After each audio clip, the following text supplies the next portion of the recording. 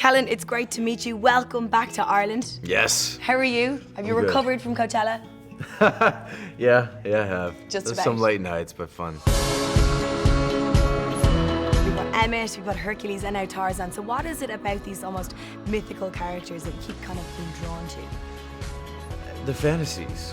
Hercules is mythology. Tarzan, the fictional character brought up and created.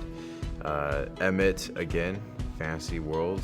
For me, it's these heroes that are a little bit larger than life that are really appealing to me. 70 million years ago, this planet was struck by an extraterrestrial object.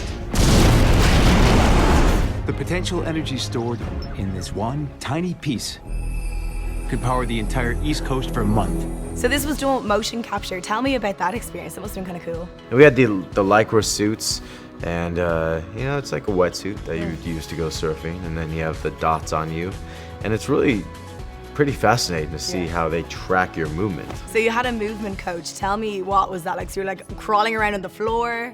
Well, once I booked the job, I worked with Peter Elliott. He took us to the zoo, and he pretty much taught me how to walk like Tarzan, how to talk like Tarzan, what noises the chimps make, and how to differentiate between the warning signs and attack signs.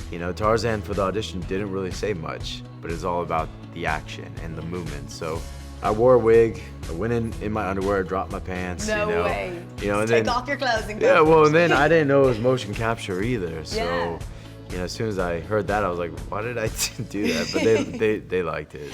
You won't need to look for Tarzan. He'll find you.